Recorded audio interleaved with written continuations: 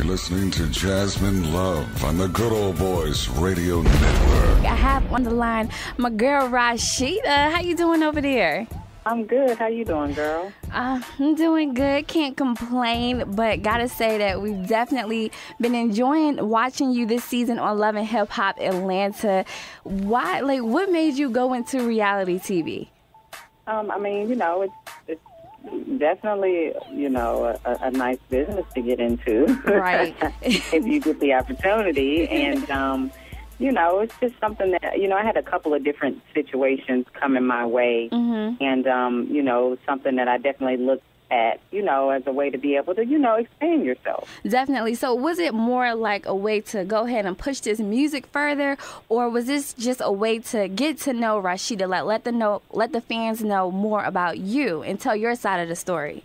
Definitely people to know more about me, to know more of than just the side as the artist, me exposing the fact that I'm married and everything. Right. Exactly. And more than anything, really just not even just about music, but expanding yourself, period, right.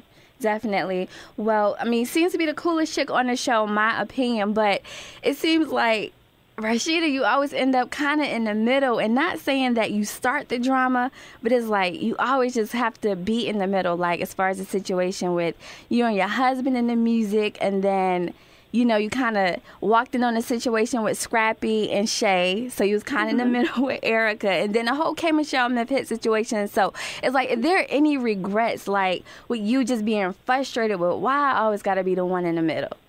Well, with me and my husband, I don't look at it as something in the middle. That's a real relationship, a real marriage. You're dealing with a whole other type of situation. Right. So that's like not even something I would put in the category of being in the middle of drama, because that's my life. And, what him and I discuss and talk about and what we're going through is something way more, different and on a whole another playing field. Right. The situation with Scrappy and Shay was,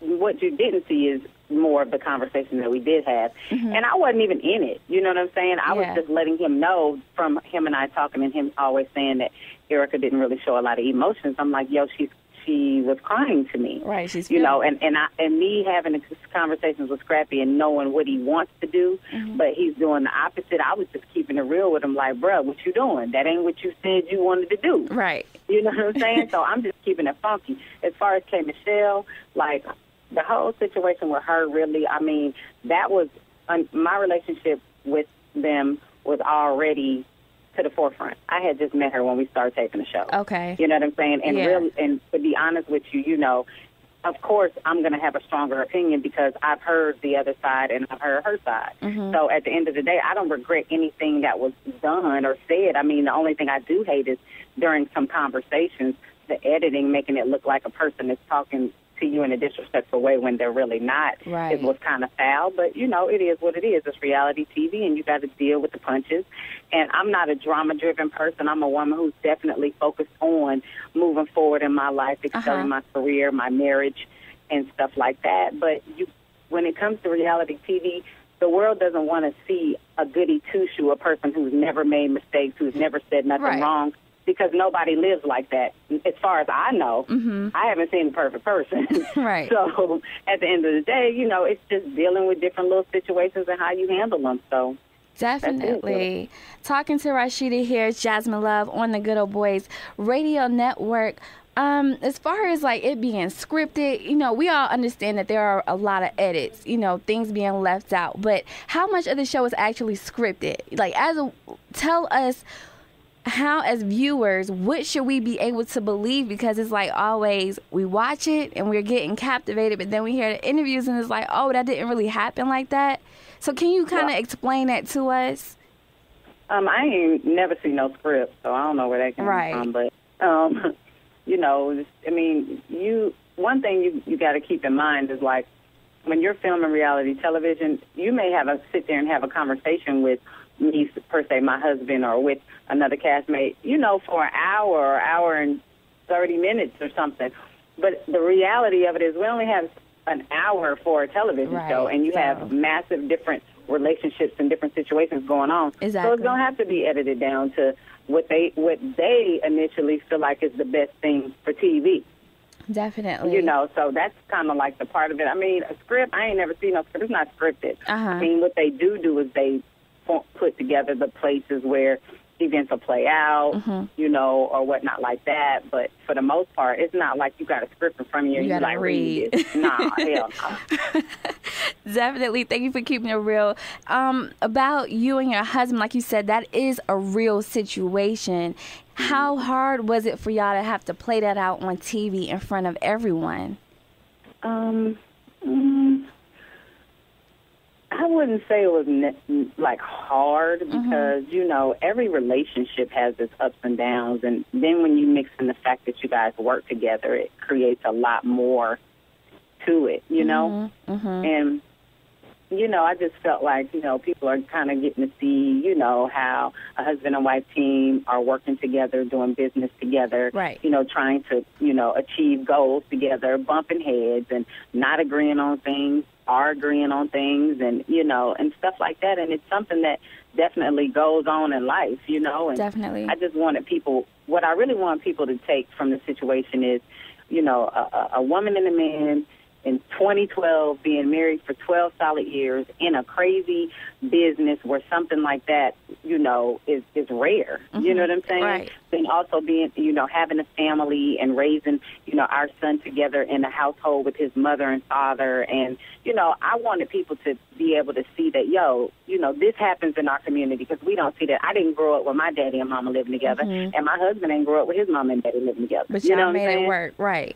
Exactly. So those are some of the things that I want, you know, I really want people to take from what we're, you know, putting out there. Definitely. And as far as the music, the single has been bumping, Put It On 'Em, Make 'Em Wanna Marry Me. Yeah. What's the feedback been like?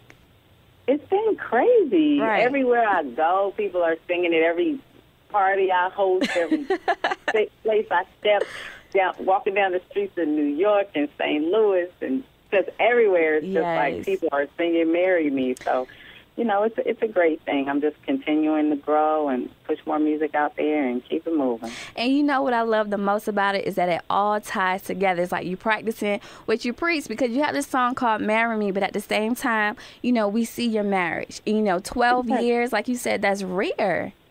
So it gives the women a lot to look forward to, definitely. What about an album? You know what I'm saying? Can we expect that in the near future?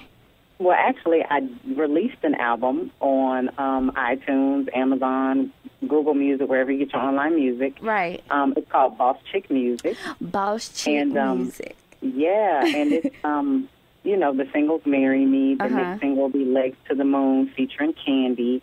And, you know, it's been a great experience so far. The album's been doing good. And, you know, I've just been grinding, girl. Like you know, you're giving these ladies some boss chick music. Yeah, giving them some music they can bump on their way to the club. And when they get mad at their man, I got a song for that. When you in love, I got a song for that. When you just feel like you just want to be the baddest chick and feel empowered, I got a song for that. Bumping it. And your husband's support, he has been there the whole way.